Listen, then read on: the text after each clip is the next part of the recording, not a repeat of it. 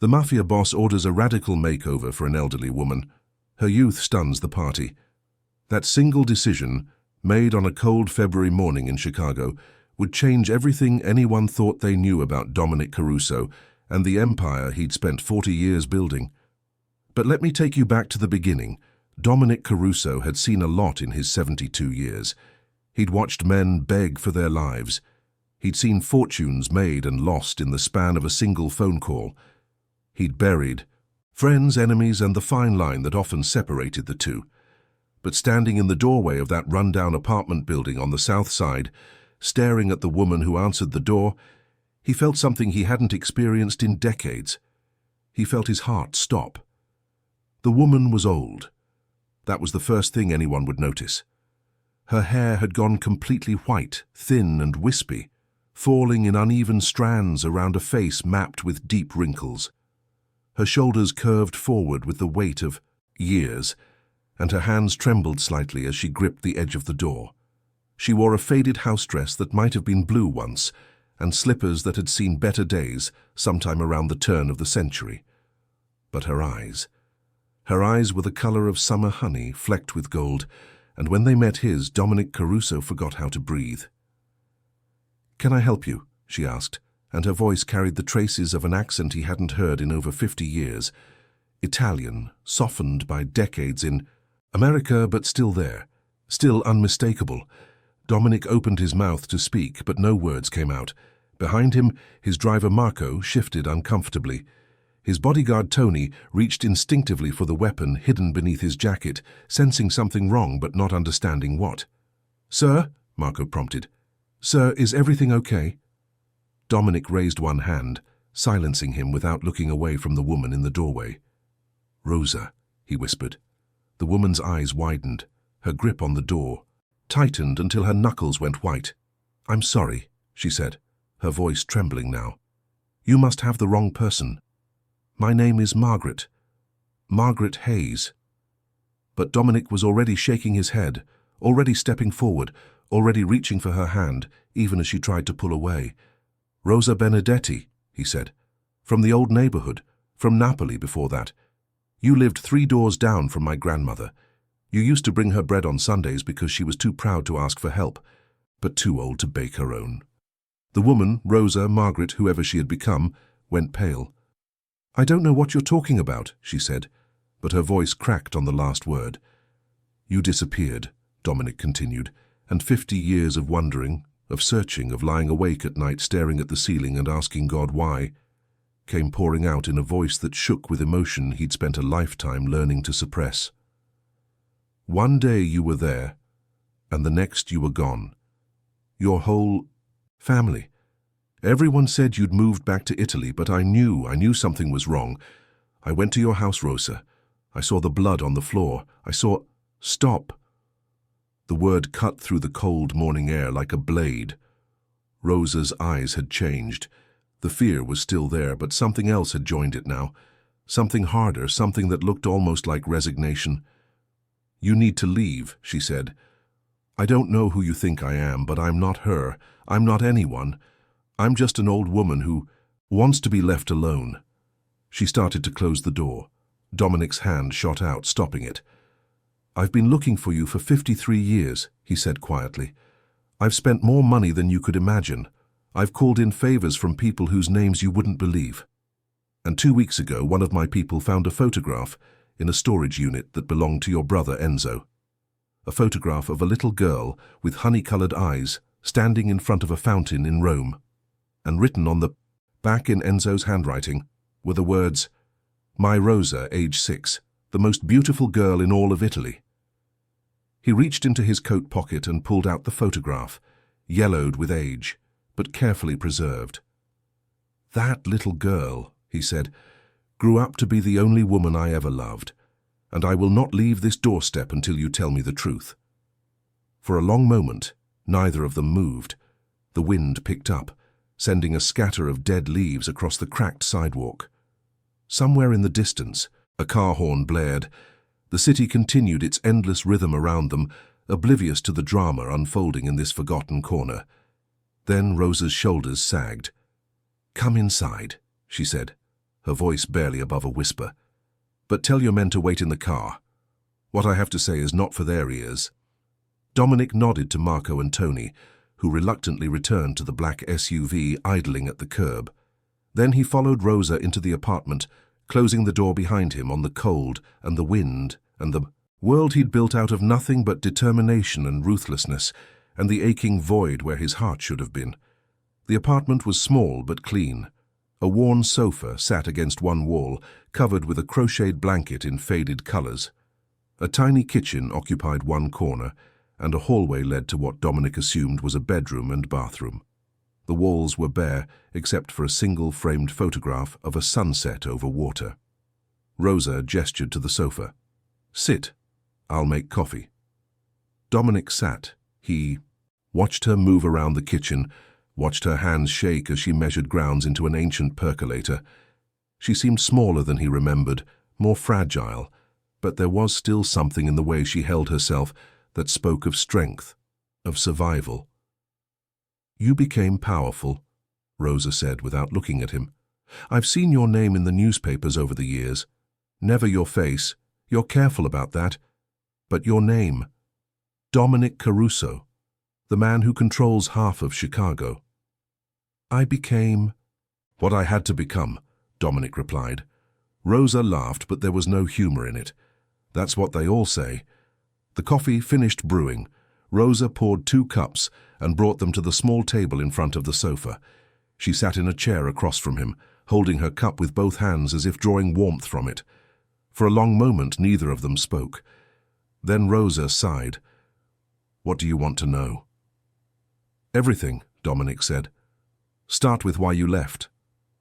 Rosa took a sip of her coffee, set it down, picked it up again. "I didn't leave," she finally said. "We were taken." Dominic's jaw tightened. Taken by who? The Moretti family. The name hit Dominic like a physical blow. The Morettis had been his father's rivals back in the old days. They'd controlled the docks, the unions, half the gambling operations in the city. And they'd been ruthless in ways that even other criminals found distasteful. "Why?" Dominic demanded. "What did your family have that they wanted?" Rosa's laugh was bitter. "My father was a gambler. You remember that?" Dominic nodded slowly. He did remember. Rosa's father had been a jovial man who always seemed to have a card trick ready and a joke on his lips. But there had been whispers, even then, about debts that kept growing and promises that were never kept. "He owed them money," Rosa continued, "a lot of money, more than he could ever hope to repay. And when he couldn't pay, they came to collect in other ways." She paused, her eyes distant. "They gave him a choice, his daughter or his life." Dominic's coffee cup shattered in his grip. Hot liquid splashed across his hand, but he didn't feel it. Didn't feel anything except a rage so pure and so overwhelming that for a moment his vision actually went black.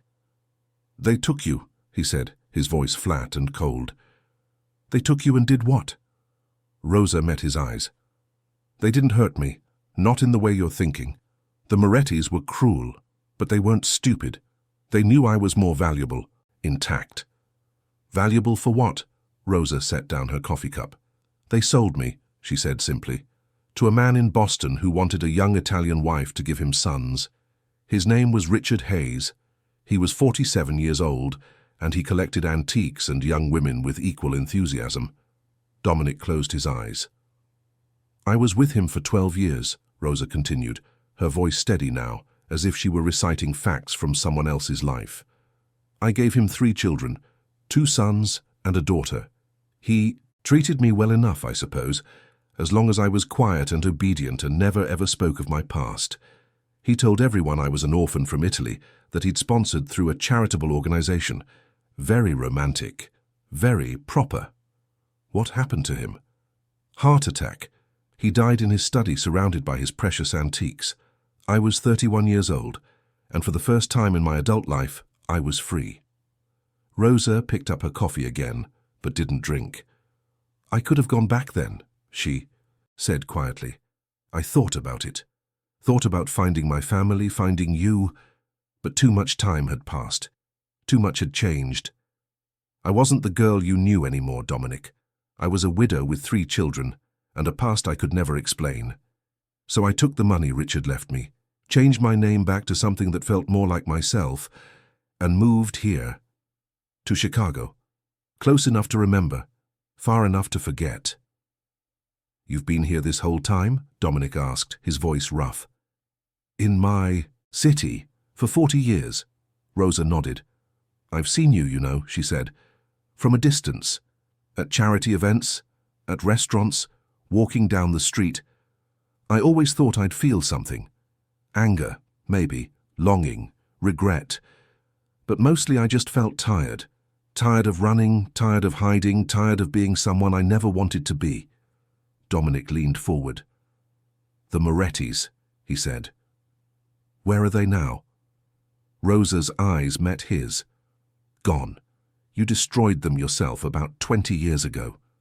Don't you remember? It was in all the papers. The great Moretti Empire crumbled to nothing. Dominic remembered.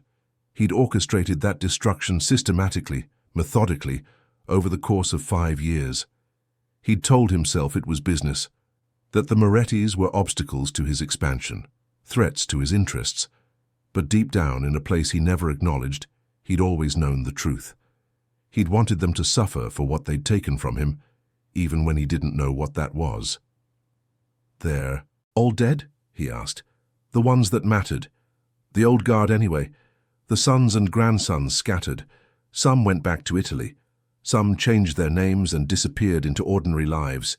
The Moretti family exists only in history books now. She paused. You did that. Whether you knew why or not, you did that. Dominic sat back. For 53 years, he dreamed of finding Rosa, of rescuing her from whatever fate had stolen her away, of being the hero he'd never been allowed to be. But here, she was not needing rescue, not needing saving, just an old woman in a small apartment with decades of life behind her that had nothing to do with him. I have something I need to ask you, he said finally. Rosa raised an eyebrow.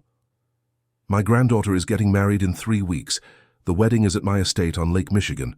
300 guests, the finest of everything. It's going to be the event of the season. Rosa's expression didn't change. Congratulations. I want you to come. Now, her expression changed.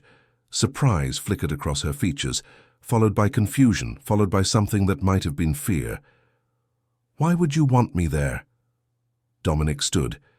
He walked to the window and looked out at the grey Chicago morning, at the city he'd spent a lifetime conquering. Because I'm 72 years old, he said quietly. Because I've spent my whole life building an empire that will crumble to nothing when I'm gone, just like the Morettis did. Because I've been married twice, and neither woman ever looked at me the way you did when we were young. Because I have children and grandchildren and great-grandchildren, and not one of them knows who I really am. He turned back to face her. Because you're the only person alive who remembers the boy I was before I became the man I had to be. And before I die, I want to see you one more time. Not like this. Not in this apartment with 50 years of regret between us. I want to see you the way you should have been. The way you would have been if they hadn't taken you. Rosa shook her head. I don't understand. Dominic smiled, and for just a moment, he looked like the 19-year-old boy who used to bring her flowers stolen from his grandmother's garden. I want to give you a makeover, he said. Rosa stared at him. Then she laughed. It started as a chuckle, quiet and disbelieving, but it grew and grew until tears were streaming down her wrinkled cheeks, and she had to grip the arm of her chair to keep from falling over. A makeover, she gasped.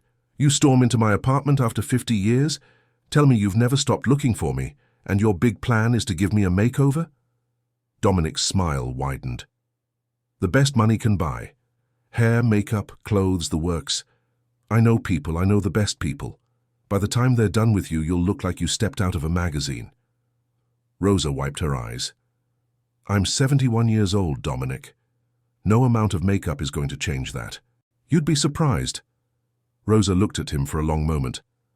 Why does it matter? She asked finally. Why does it matter what I look like at your granddaughter's wedding?" Dominic walked back to where she sat and knelt beside her chair, his old knees protesting the movement. "Because I want everyone there to see you," he said quietly. "I want them to look at you and wonder who you are. I want my children to ask where you came from and what you mean to me. I want to dance with you in front of 300 people who think they know everything about Dominic Caruso, and I want them to realize they don't know anything at all." He took her trembling hand in his. "I want to tell the world the truth about the only woman I ever loved, even if it's 50 years too late." Rosa's eyes filled with tears. "You're insane," she whispered. "Probably.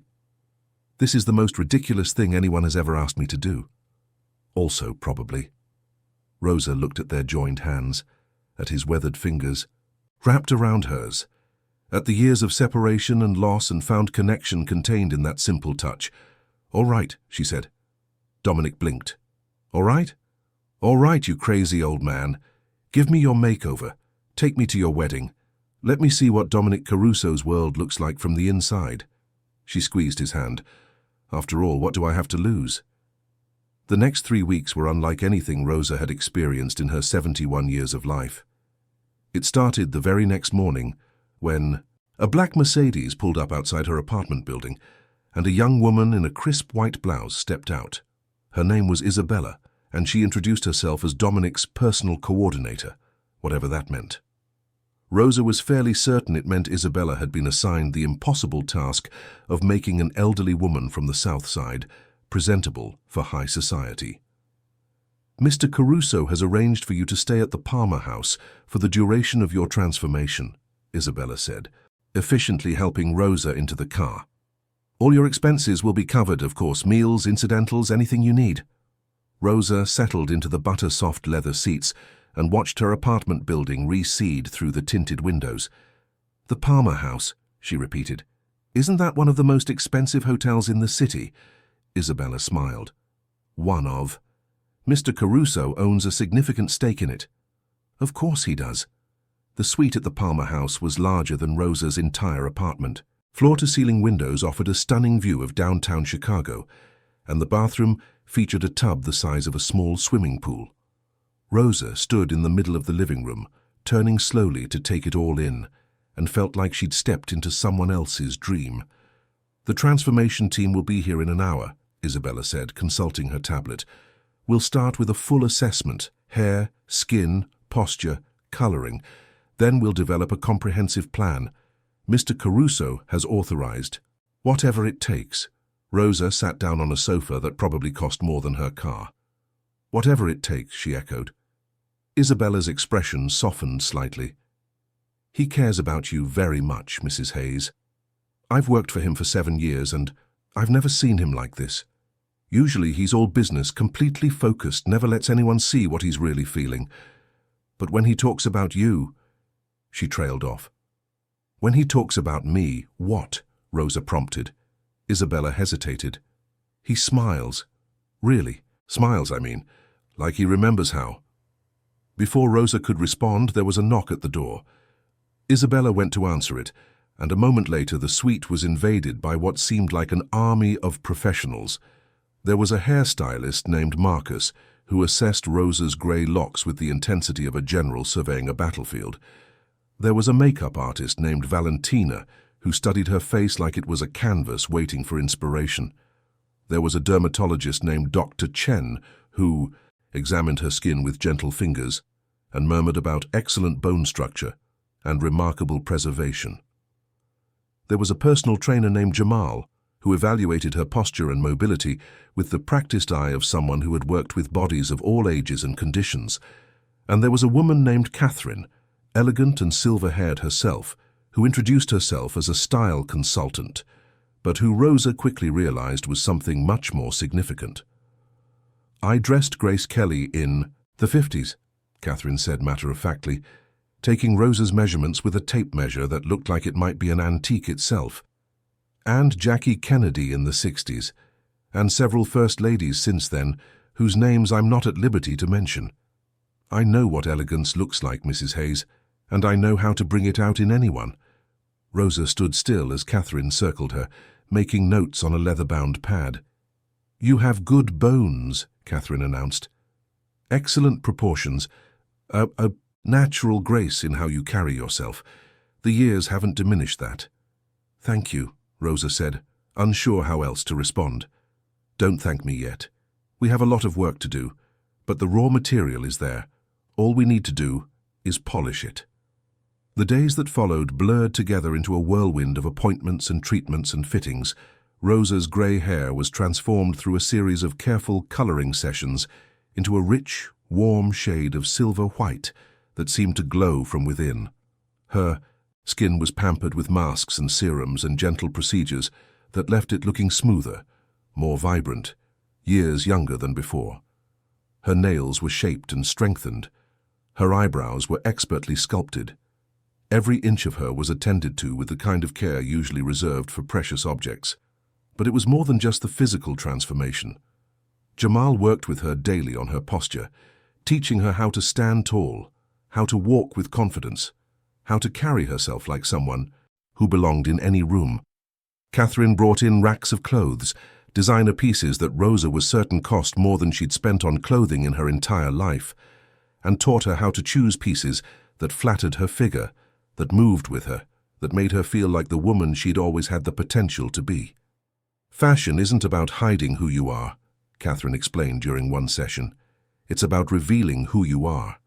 The right outfit is armor, an invitation all at once. It tells the world, I know my worth. Do you?" Rosa looked at herself in the mirror, wearing a silk blouse in a shade of gold that matched her eyes. "I'm not sure I do," she admitted. Catherine smiled. "You will." A week into the transformation, Dominic came to visit. Rosa was in the middle of a fitting when Isabella announced him. She felt suddenly self-conscious, standing there in a half-pinned gown while Marcus adjusted her hair and Valentina touched up her makeup. But then Dominic walked in, and she saw his face. He stopped in the doorway. His eyes went wide, his mouth opened, but no words came out. "Well?" Rosa asked, her voice shakier than she would have liked. "Do I pass inspection?" Dominic crossed the room in 3 strides and took her hands. "My God," he breathed. "Rosa, you're old," she suggested, wrinkled, trying too hard. "Beautiful," he said. "You're beautiful. You've always been beautiful. But now—" He stepped back, looking at her properly. The gown Catherine had chosen was a deep emerald green that brought out the gold in Rosa's eyes. Her hair, now a luminous silver white, was swept up in an elegant style that showed off her graceful neck. Her skin glowed. Her posture was regal. She looked like a woman who had lived a full life and emerged from it magnificent. "Now you look like yourself," Dominic finished quietly, "like the woman you were always supposed to be." Rosa felt tears prick at her eyes, but Valentina had already warned her about ruining her makeup, so she blinked them back. "You're going to make me cry, you foolish man." Dominic laughed, a real laugh, warm and full and genuine. "I have something for you," he said, "something I've been saving for a long time." He reached into his jacket pocket and pulled out a small velvet box. Rosa's heart stopped. "Dominic, I can't—" "It's not what you think," he said quickly. "Open it." With trembling hands, Rosa took the box and lifted the lid. Inside, nestled on white satin, was a small golden locket. Rosa gasped. "You recognize it," Dominic said. "My mother's locket." Rosa lifted it from the box with shaking fingers. "The one I was wearing the night they took me. I thought it was lost forever." "It was," Dominic said, "for a long time. But when I destroyed the Morettis, I found it in one of their safe houses, along with a lot of other things they'd stolen over the years. I didn't know it was yours at the time, didn't know what it meant.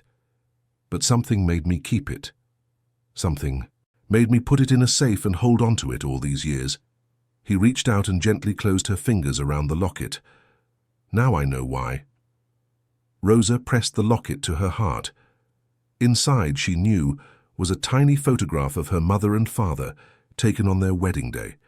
She'd worn it every day of her childhood, until the night the Morettis came and everything she knew was taken from her. "Thank you," she whispered. "Dominic, I don't know what to say." "You don't have to say anything," he replied. "Just wear it to the wedding. Let your parents be there with you, even if only in spirit." Rosa nodded, unable to speak. Marcus cleared his throat delicately. "If I may, the fitting is not quite complete." Dominic stepped back, but his eyes never left Rosa's. "I'll let you get back to it," he said. "I have some business to attend to anyway, but I'll see you soon." He paused at the doorway. "3 more days, Rosa. 3 more days, and you'll see the world the way it should have been." After he left, Rosa stood silently while the fitting continued. Catherine adjusted the hem, Marcus tweaked the hair, Valentina added a final touch of color to her cheeks, but Rosa wasn't really paying attention to any of it. She was thinking about the boy who used to bring her flowers. She was thinking about the man he'd become. She was thinking about 50 years of lost time and 3 days left to make up for it. That night, alone in her suite, Rosa opened the locket and looked at the photograph inside. Her parents stared back at her, young and full of hope. "I'm going to a wedding," she told them quietly. "A fancy one, with a man I used to love, who became someone I never could have imagined." She paused. "I don't know what's going to happen. I don't know if this is crazy or wonderful or both, but for the first time in a very long time, I feel like myself. Like the girl you raised before everything went wrong." She closed the locket gently. "I hope you'd be proud." 2 days before the wedding, Rosa received an unexpected visitor. She was having breakfast in the suite's dining area, fresh fruit, pastries, coffee that probably cost more per cup than she used to spend on groceries for a week, when Isabella knocked and announced that someone was asking to see her. "Who is it?" Rosa asked, setting down her coffee cup. Isabella looked uncomfortable. "She says her name is Gianna Caruso, Mr. Caruso's daughter." Rosa went still. She knew Dominic had children, 2 sons, and a daughter, all from his second marriage. She knew they were all grown now, with children and grandchildren of their own. She knew the wedding she was preparing to attend was for Dominic's eldest son's daughter, Sophia. But she hadn't expected any of them to seek her out before the event. "Send her in," Rosa said quietly. Gianna Caruso was a striking woman in her late 40s, with dark hair streaked with grey and eyes that were pure Dominic, sharp, assessing, missing nothing. She wore an understated but clearly expensive suit and carried herself with the confidence of someone who had grown up in privilege and power. "Mrs. Hayes," Gianna said, not offering her hand, "may I sit?" Rosa gestured to the chair across from her. "Please." Gianna sat. For a long moment she simply looked at Rosa, her expression unreadable. Then she spoke. "I know who you are." Rosa felt a chill run down her spine. "I'm not sure what you mean." "I mean, I know you're Rosa Benedetti. I know you were my father's first love. I know you were taken from him 50 years ago, and he's been looking for you ever since." Gianna's jaw tightened. "I know because I've spent my entire life watching my father chase a ghost, watching him compare every woman he's ever been with to someone he couldn't find, watching him hold himself apart from everyone who loved him because he was saving that part of himself for you." Rosa's hands trembled around her coffee cup. "I didn't ask him to do that," she said quietly. "I didn't even know he was looking." "I know," Gianna's voice softened slightly, "and I know it's not your fault. None of what happened to you was your fault. But you need to understand something before you walk into that wedding on my father's arm." "What's that?" Gianna leaned forward. "My family, my brothers, my mother's family, all the people who will be at that wedding. They don't know about you. They don't know anything about you. For 50 years, my father has kept this secret buried so deep that even I only found out by accident when I was 16 and discovered a box of old photographs in his study." She paused. "When you walk into that party, when my father introduces you to everyone, it's going to be a revelation. It's going to shake the foundations of everything they thought they knew about him, and some of them, maybe most of them, are not going to react well." Rosa absorbed this. "Are you telling me not to go?" she asked. Gianna shook her head. I'm telling you to go, in with your eyes open. I'm telling you that this is going to be harder than my father is admitting, even to himself. He's so caught up in finally having found you that he's not thinking about the consequences. She reached across the table and unexpectedly took Rosa's hand. I'm also telling you that I'm glad you're here, that I've spent my whole life wondering who this woman was, this ghost who haunted my father. And now that I've met you, I understand. Rosa looked down at their joined hands. Understand what? Gianna smiled, and for the first time it reached her eyes. Why he never stopped looking. After Gianna left, Rosa sat alone for a long time, thinking. She'd known on some level that attending this wedding would be complicated, that she would be entering a world that had nothing to do with her, surrounded by people who didn't know her and might not welcome her. But hearing Gianna spell it out had made it real in a way it hadn't been before. And yet, when she thought about backing out, about calling Dominic and telling him she couldn't do it, something inside her rebelled. She'd spent 50 years hiding, 50 years being Margaret Hayes, the quiet widow, the unremarkable neighbor, the woman who drew no attention and asked for nothing. 50 years letting the Moretti's legacy define her, even from the grave. No more. If she was going to spend her final years as Rosa Benedetti, then she was going to do it properly. She was going to walk into that wedding with her head held high and her mother's locket around her neck. She was going to let Dominic introduce her to his world. She was going to face whatever consequences came, because that was who she was. That was who she had always been, underneath the fear and the hiding, the girl who used to dance in the rain, the woman who refused to be broken. Later that afternoon, Dominic came to see her again. This time, he brought his oldest son, Antonio.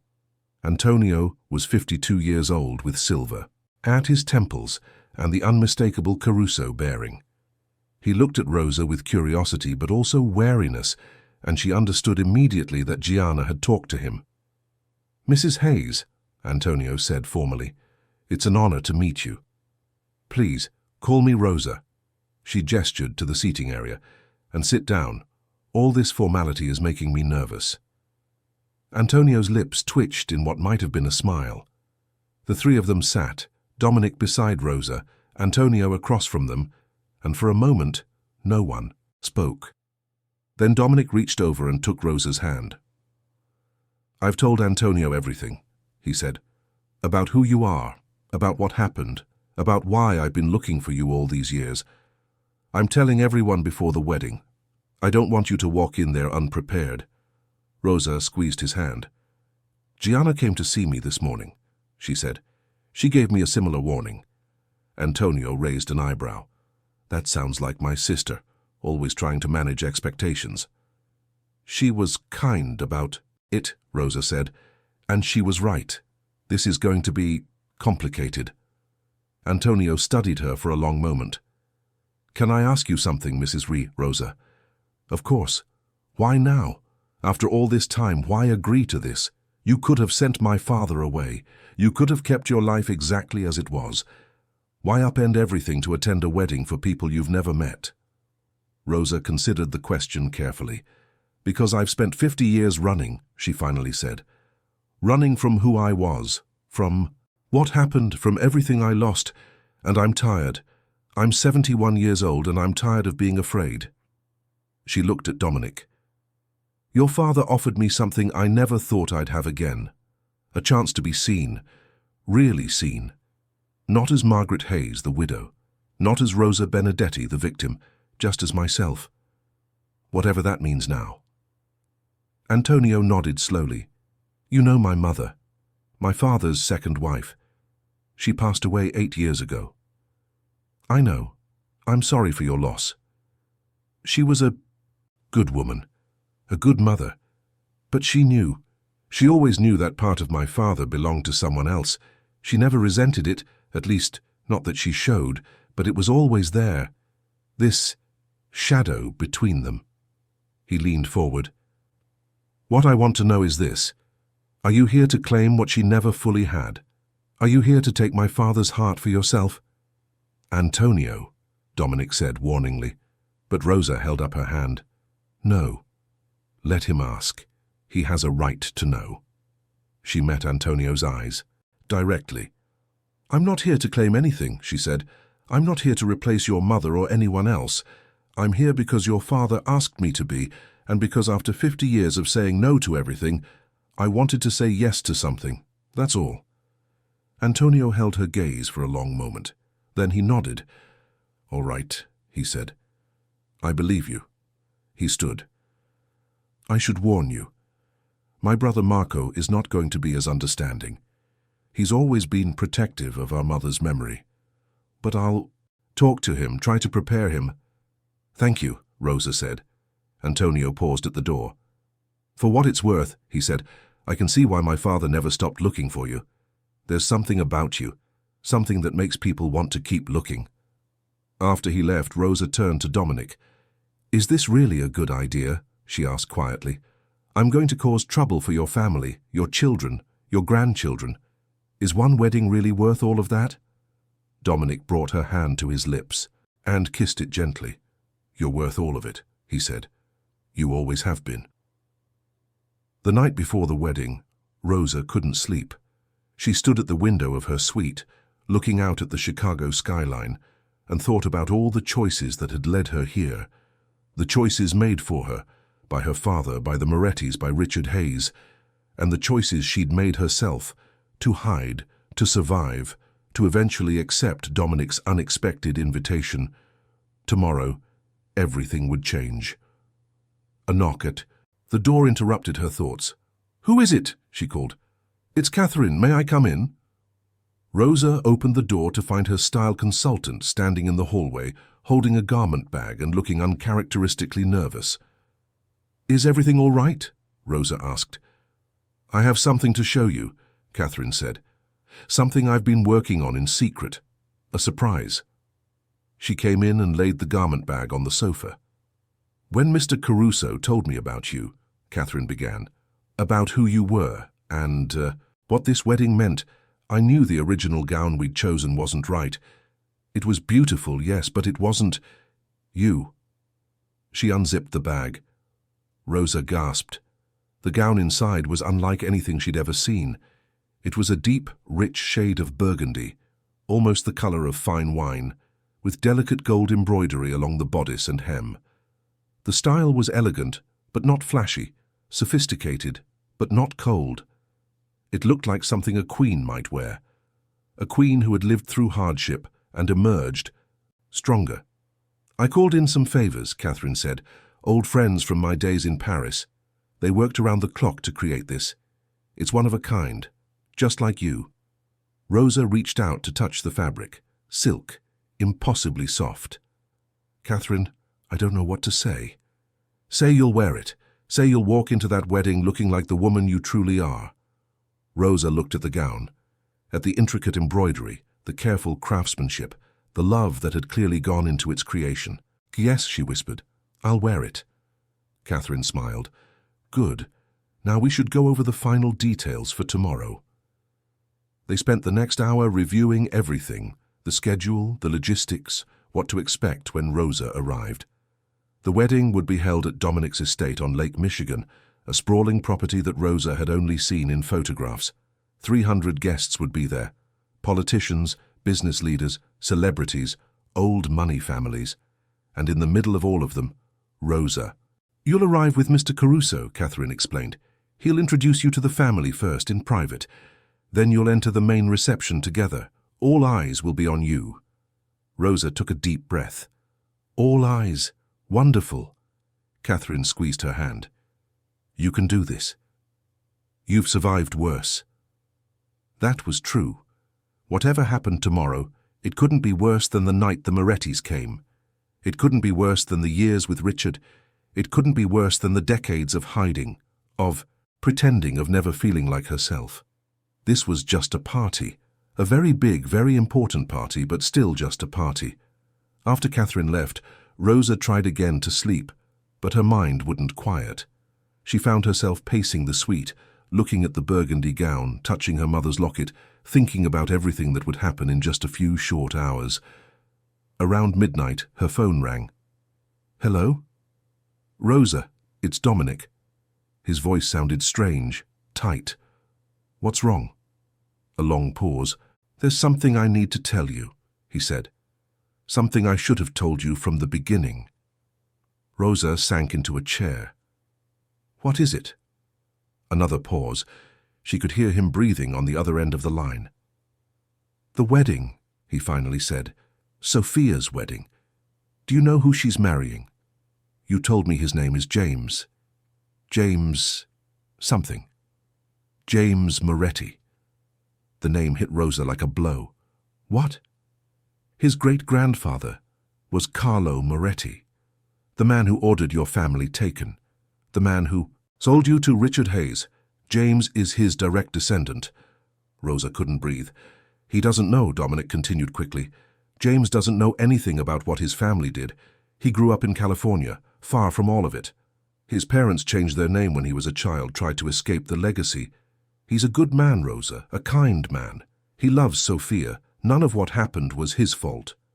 "But you knew," Rosa said, her voice barely above a whisper. "You knew who he was. You knew, and you still invited me to this wedding." "I found out after I invited you," Dominic said.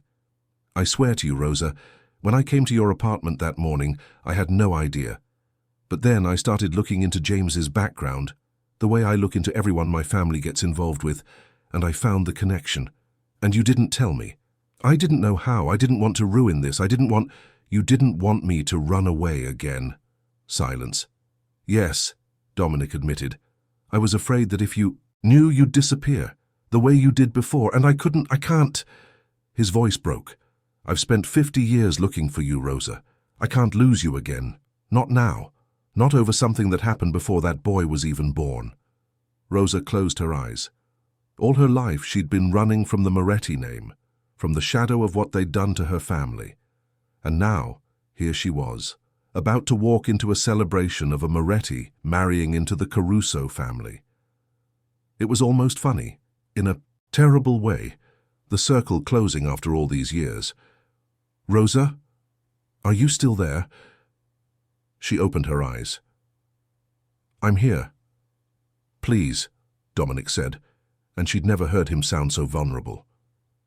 "Please don't leave. Please don't disappear again. I know I should have told you. I know I handled this wrong. But I'm asking you and begging you and to give me a chance to make it right." Rosa thought about the burgundy gown hanging in her closet. She thought about her mother's locket against her heart. She thought about 50 years of hiding and the choice she'd made to stop. "I'm not going anywhere," she said quietly. "You're not?" "No. But tomorrow, after the wedding, we're going to talk about this. Really talk. About James, about the Morettis, about what it means to build a future when the past is always reaching for you." "Anything," Dominic breathed. "Anything you want. For now, I'm going to try to sleep. And tomorrow, I'm going to put on that beautiful gown, and I'm going to walk into your granddaughter's wedding, and I'm going to face whatever comes." She paused. "Because that's who I am now. Rosa Benedetti, the woman who stopped running." The day of the wedding dawned clear and cold. Rosa woke early after a fitful sleep, her mind still churning with everything Dominic had told her. But she pushed the thoughts aside as she prepared for the day ahead. There would be time for processing later. Right now, she had a transformation to complete. The makeup artist arrived at 7, the hairstylist at 8. By 9, Rosa was sitting in front of a mirror, watching herself become someone she barely recognized. Her silver-white hair was swept up in an elegant chignon, with a few soft tendrils framing her face. Her makeup was subtle but transformative. Her honey-colored eyes seemed brighter, her cheekbones more defined, her lips a soft rose that matched the warmth in her skin. The dermatological treatments of the past weeks had done their work. Her face looked smoother, more vibrant, years younger than before. But it was when she put on the burgundy gown that the transformation truly completed itself. Rosa stood in front of the full-length mirror and stared. The woman looking back at her was a stranger. And yet, somehow, also the most familiar face she'd ever seen. This was who she would have been, Rosa realized. If the Morettis had never come, if she'd been allowed to grow and flourish in a world that nurtured her instead of breaking her. This elegant, radiant woman was the Rosa Benedetti that had always existed beneath the surface, waiting to be set free. She reached up and touched her mother's locket, gleaming gold against the burgundy silk. "We're really doing this," she whispered to her reflection. Her reflection smiled back. The limousine arrived at 10 to take her to Dominic's estate. Isabella rode with her, providing last-minute updates and going over the schedule one more time. But Rosa barely heard her. She was watching the city pass by, outside the windows, thinking about all the years she'd spent invisible within it. Not anymore. The estate was even more impressive than the photographs had suggested. A long, tree-lined driveway led to a sprawling mansion overlooking Lake Michigan.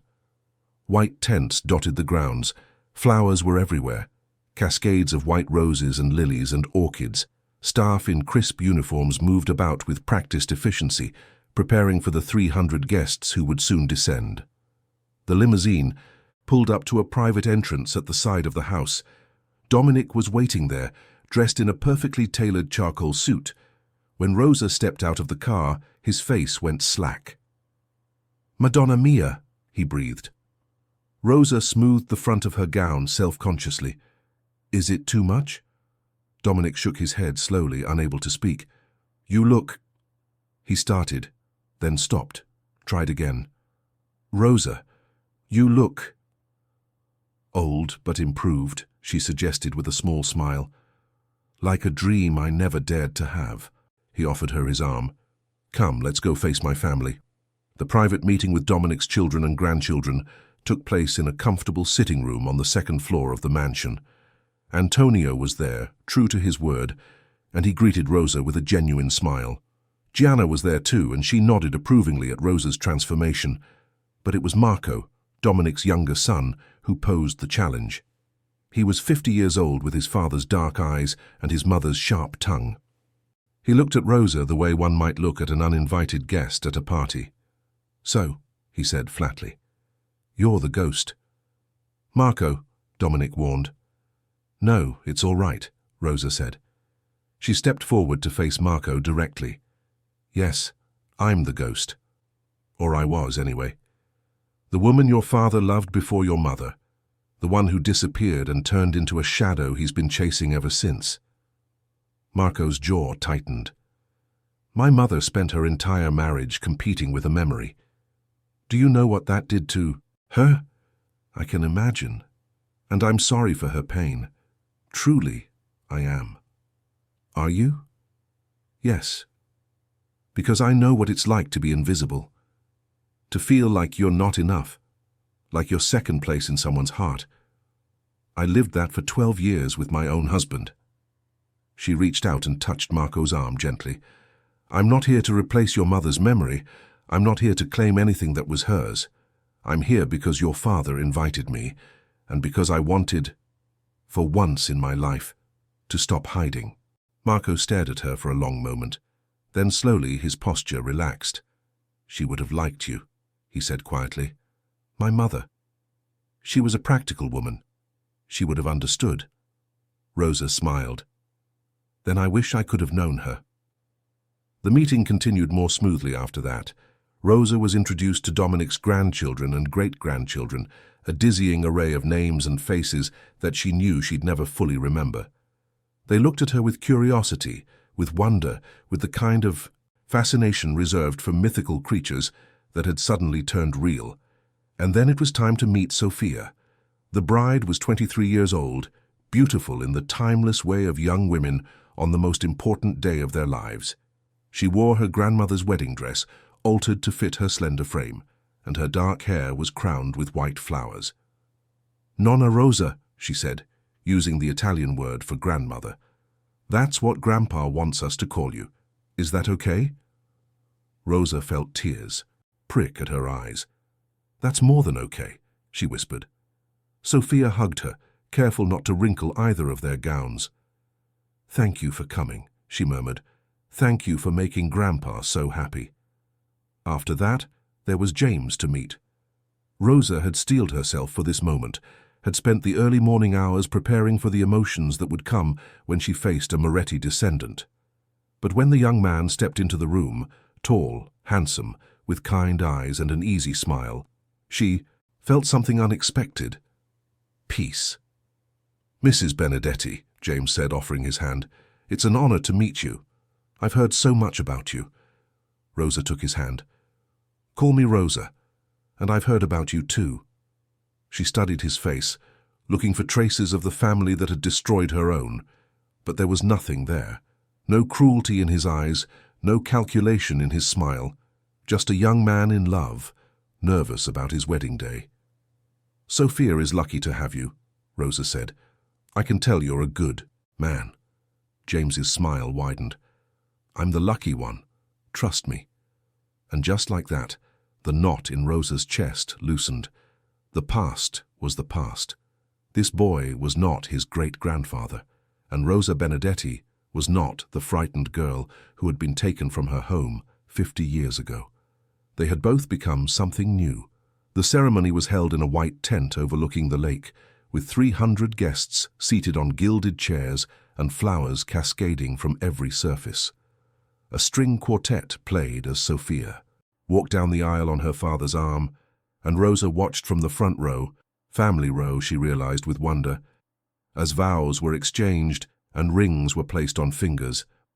She thought about her own wedding to Richard, the coldness of it, the transaction it had been.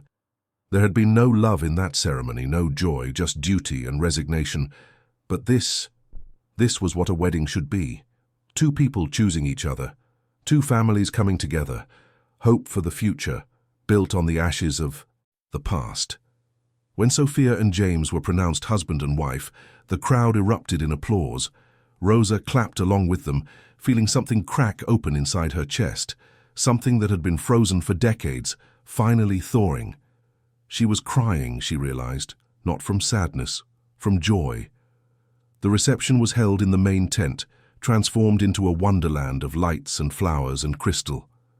Rosa sat at the family table, Dominic on one side and Gianna on the other, and watched as 300 of Chicago's most powerful people came to pay their respects to the Caruso family. And to look at her, she felt their eyes, heard their whispers, caught the raised eyebrows and curious glances. Who is that elegant woman with Dominic Caruso? She must be someone important. Look at how he looks at her. For the first time in 50 years, Rosa didn't shrink from the attention. She met it head-on. When the music started and couples began to fill the dance floor, Dominic turned to her. "Dance? With me?" Rosa smiled. "I thought you'd never ask." They walked together to the center of the floor. Around them, other couples parted, making space. The music shifted to something slow and beautiful, a song Rosa didn't recognize, but that seemed to have been written just for this moment. Dominic took her hand, placed his other hand on her waist, and they began to dance. "Everyone is watching," Rosa murmured. "Let them watch. They're going to talk. Let them talk. The newspapers will probably have a field day." Dominic pulled her closer. "Let them print whatever they want. I've spent my whole life caring what people think, managing my reputation, protecting my image. But not today. Today, I just want to dance with the woman I love." Rosa looked up at him. "Love? Did I not say that before?" Dominic smiled. "I love you, Rosa Benedetti. I've loved you since we were 19 years old, and I've never stopped. Not for one single day in 53 years. Rosa felt the tears coming again. "I love you too," she whispered. "I think I always did. Even when I forgot. Even when I couldn't." They danced. Around them, the world continued. The music, the laughter, the celebration of a young couple starting their lives together. But for Rosa and Dominic, there was only this moment, this dance, this long-delayed reunion of two hearts that had been separated by cruelty and time and everything the world could throw at them. And yet here they were, still standing, still dancing, still in love. Rosa woke the next morning in a bedroom at the Caruso estate. She lay still for a moment, watching the early light filter through silk curtains, trying to piece together the events of the previous night. The dancing, the introductions, the endless stream of faces and names and congratulations. Sophia's radiant smile, James's grateful handshake, Dominic's hand in hers, steady and warm, throughout it all. And the looks. The looks from the 300 guests who had witnessed something unexpected, something extraordinary. An elderly woman walking into a wedding and stealing every eye in the room, not through scandal or spectacle, but through something quieter, something more powerful. Presence. Rosa sat up slowly, feeling the pleasant ache of muscles unaccustomed to dancing. She looked around the bedroom, a guest suite, Dominic had called it, though it was larger than her entire apartment, and smiled at the burgundy gown hanging carefully in the closet. Catherine had insisted it be preserved properly. "A gown like that deserves respect," she'd said. A knock at the door interrupted her thoughts. "Come in." The door opened to reveal Dominic, already dressed in casual clothes, carrying a breakfast tray. "Room service," he said with a smile. "Only the finest for the woman who made last night the most talked-about event in Chicago history." Rosa laughed. "I think that might be an exaggeration." "It's really not." Dominic set the tray on the bed and sat beside her. "My phone hasn't stopped buzzing. Reporters want interviews. Socialites want to know where you got your gown. My business associates want to know how I managed to keep you secret for 50 years. And what are you telling them? That some stories take time to unfold, and that the best chapters are always worth waiting for." They ate breakfast together, talking about the wedding, about the guests, about the small moments that had made the night special. Sophia's face when she saw Rosa. Marco's reluctant but genuine warmth as the evening progressed. Gianna's whispered approval. "You did it. You really did it." But eventually the conversation turned to more serious matters. "We need to talk about James," Rosa said. "About what you told me the night before the wedding." Dominic nodded slowly. "I know." "When you found out who he was, what went through your mind?" Dominic was quiet for a moment. "Fear," he finally said. "Fear that history was repeating itself. That somehow the Morettis were reaching from the grave to hurt my family again. But then I watched him with Sophia, really watched him, and I saw what everyone else sees. A young man desperately in love, a good person trying to build a good life." He met Rosa's eyes. "His great-grandfather was a monster. But James is not his great-grandfather, just as Sophia is not me, and Marco is not his mother, and you are not the frightened girl who was taken from her home. We become who we choose to become," Rosa said softly. "Exactly. And James has chosen to become someone good. I can't punish him for the sins of a man who died before he was born. I won't." Rosa reached over and took his hand. "Then we move forward, all of us, together." They spent the morning walking the grounds of the estate. The wedding debris was being cleaned up by an army of staff, but remnants of the celebration remained. Flower petals scattered on the grass, a champagne glass forgotten under a chair, the ghost of music still hanging in the air. As they walked, Dominic told Rosa about his plans. "I'm stepping back from the business," he said. "I've been planning this for a while, but now it feels right. Antonio will take over most of the day-to-day operations. Marco will handle the legitimate side, the real estate, the investments. I'll still be involved, but more as an advisor than anything else." "And what will you do with your time?" Dominic smiled. "I was hoping you might have some ideas about that." Rosa stopped walking. "What are you saying?" "I'm saying I don't want to spend my remaining years running an empire. I want to spend them with you, traveling, talking, making up for 50 years of lost time." He turned to face her fully. "I'm not asking you to marry me, not yet anyway. We've only just found each other again, but I am asking you to let me be part of your life, really part of it. Not just a visitor from your past, but a partner in your future." Rosa looked out at the lake, its surface sparkling in the morning sun. She thought about her apartment on the south side, with its worn furniture and its quiet loneliness. She thought about the years she'd spent there, invisible and forgotten. She thought about everything she'd given up and everything she'd lost. And then she thought about last night, about dancing in Dominic's arms, about being seen, really seen, for the first time in decades, about the feeling of coming home to a place she'd never actually been. Yes, she said. Dominic's breath caught. Yes? Yes, I'll let you be part of my life. Yes, I'll be part of yours. Yes, we'll figure this out together, whatever it looks like, whatever it means. She turned to face him. I spent 50 years saying no. To joy, to connection, to everything that might make me visible. I'm done with no. She took his hands in hers. From now on, my answer is yes.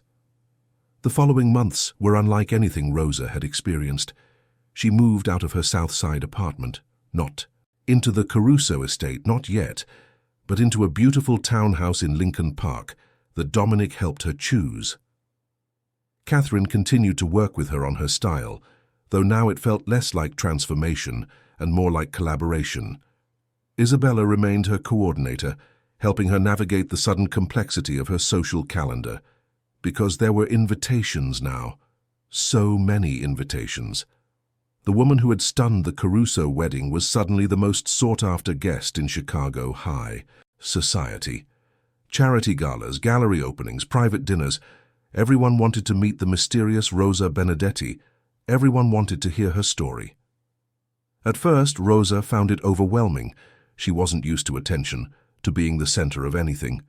But slowly, with Dominic's steady presence beside her, she learned to embrace it. "You're not performing," he told her one evening, adjusting her necklace before a particularly important event. "You're just being yourself. That's all anyone wants. That's all anyone has ever wanted." And it was true. The more Rosa stopped trying to be something she wasn't, the more people were drawn to her. Her natural warmth, her genuine interest in others, her hard-won wisdom, all the things that had been buried under 50 years of hiding began to emerge, and people responded to them. She became known as a philanthropist, donating significant sums to organizations that helped trafficking survivors rebuild their lives. She became known as a mentor, offering guidance to young women who reminded her of the girl she'd been. She became known as Dominic Caruso's partner, yes, but also as her own person. Rosa Benedetti, a woman with a story of survival and transformation that inspired everyone who heard it. And through it all, her relationship with Dominic deepened. They traveled together to Italy, where Rosa visited her parents' graves for the first time in 50 years, and to France and to Greece and to all the places they dreamed of, seeing when they were young and the world seemed full of possibility. They talked for hours about everything and nothing. They danced in their living room to songs from their youth. They built a life together, brick by brick, memory by memory. It wasn't always easy. There were still shadows from the past, still moments when Rosa would wake in the night, heart pounding, from dreams of the Morettis coming for her. Still moments when Dominic would go quiet, haunted by the violence he'd done and the compromises he'd made in building his empire. Still moments when the weight of 50 lost years seemed too heavy to bear, but they faced those moments together, and together they were stronger than either of them had been alone. 1 year after the wedding, there was another celebration at the Caruso estate.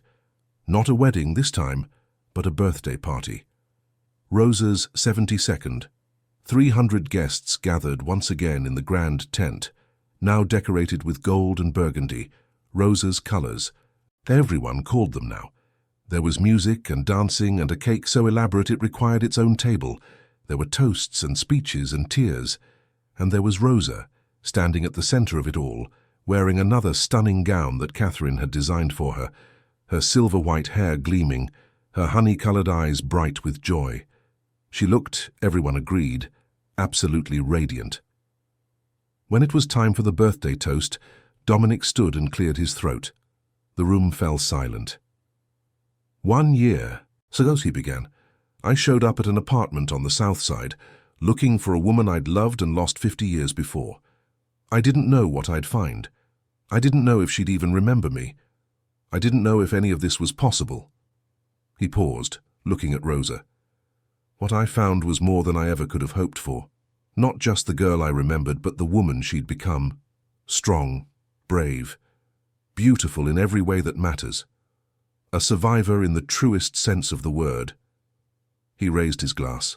To Rosa, who taught me that it's never too late, that the best chapters are often the ones we didn't see coming, that love, real love, doesn't fade with time. It just waits for the right moment to bloom. To Rosa, 300 voices echoed. Rosa felt the tears streaming down her face and didn't care. This was her life now.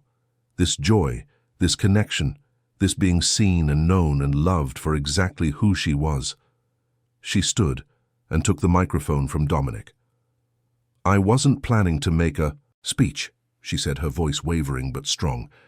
But I think there's something I need to say. The room waited.